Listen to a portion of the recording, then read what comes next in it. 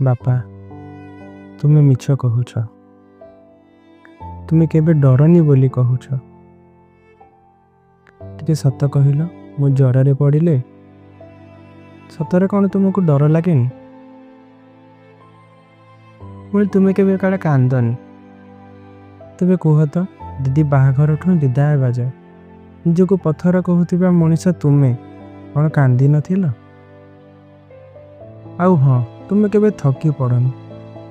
ସତ କହିଲେ ଟିକେ, ସେ ଟାଣ ଖରାରେ ଚାଲିକି ଆସି ଯେବେ ସେ ଖଟିଆରେ ଟିକେ ଦୁମକି ପଡ଼ିଯାଅ, କ'ଣ ତୁମେ ଥକି ନଥାଅ?